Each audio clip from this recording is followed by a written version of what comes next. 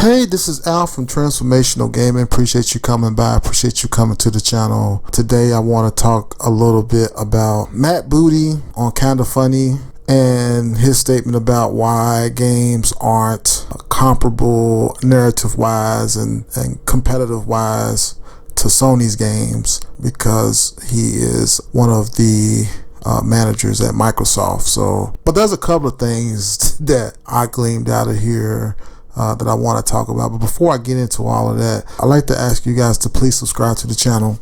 The channel is growing. My man Devil Virus has been really propping up the channel and giving us a lot of support, so I really appreciate that, Devil Virus. So shouts out to you. And I also want to say shouts out to all the new subscribers to the channel. We're looking to get more subscribers to the channel. I think we're doing pretty good, especially on these types of videos, because I'm looking at all the analytics and stuff like that, and analytics is saying do more of these videos. So I like talking about these videos, and I see you guys like talking about that too, so appreciate that very, very much.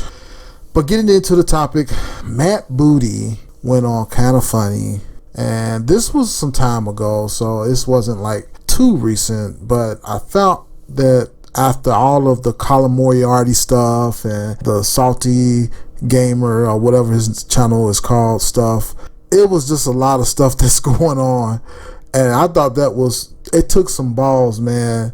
I mean, you can see what kind of perseverance and determination that Colin Moriarty has, man. I mean, this guy went on Salty's channel and he obliterated him, man. It was it was tough to watch, man. I couldn't even watch the whole thing, man. But but they took all that stuff down, man, and that's cool. They're probably in some type of program together, and that's why, you know, they do those type of commentary videos together and podcasts. I see a lot of people hooking up with like David Jaffe. Like, they got guys like Weapon Wheel on David Jaffe's channel. Like, this dude should not be on anybody's channel. He is the ultimate troll. I'm not even sure if he's on Twitter anymore. I've blocked him a long time ago, but he is the ultimate troll. Like, I don't understand David Jaffe bringing these guys onto his channel, but you know, I can't tell people what to do with their channel. He wouldn't be on my channel. I tell you that. So, but not to going down that rabbit hole, I do want to talk about the stuff Matt Booty said and the narrative driven games that are on the Sony platform versus the Microsoft platform. And his statement is not necessarily this, but it's kind of a surmise of what I got out of it. And what he's saying is that we haven't done a good job basically with coming out with narrative driven games. And so I seen a couple of videos, even David Jaffe talked about it. I heard Colin mention it a little bit, and there's been some other channels that talked about it as well. But the point is that people want to know, why is it Microsoft selling games on the Game Pass, and why isn't Microsoft making these narrative driven games, and what's going on with other companies being able to succeed and then they get bought by Microsoft and then stuff falls apart. So to me, there's like three things that is really wrong with Microsoft and why they can't necessarily produce the same content. Like, I was looking at the Halo trailer and it's just corny. Like, the dialogue in it is just corny. And shouts out to J-Dub. I seen him doing a video about it. He kind of said the same thing, but like, I seen some of the stuff that's in there and it's just wanted to be Matrix or somebody, or you know, or the old school 91 liners, man, you know, 2000 one-liners like with Bad Boys or something like that. It's pretty bad, you know, as far as from what I've heard. The little dialogue that they let us hear, it's just corny. But one of the reasons why, and I want to talk about these three reasons. The first reason is something that Microsoft just can't help. And the biggest thing is the fact that Sony, okay, this is the same company that released Michael Jackson's Thriller. Okay, all right. This ain't a different company from that. All right, This is the same company that released Michael Jackson's Thriller. All right. So I said that to say this: Sony has a deep pedigree when it comes to entertainment. I mean, they make TVs. Okay, they make a console. All right, so Sony, this is Spider-Man. Sony is marketing Spider-Man. All right, they are interested to the entertainment silo of producing content. They just don't produce video games. Okay, this is an entertainment company. Don't ever forget that. They'll say on their Wikipedia, Sony is a conglomerate. No, Sony is an entertainment company. They produce entertainment that you can argue is the best in the world. They can get actors. They don't need Neil Druckmann. Okay? They can get directors that they've hired to produce blockbuster movies like Spider-Man. They've produced hundreds and hundreds of AAA movies. Okay? And I'm not going to go into all the movies that they produce, but they are an entertainment company. They have their own music, their own videos, their own TVs that you can watch the videos on. Okay?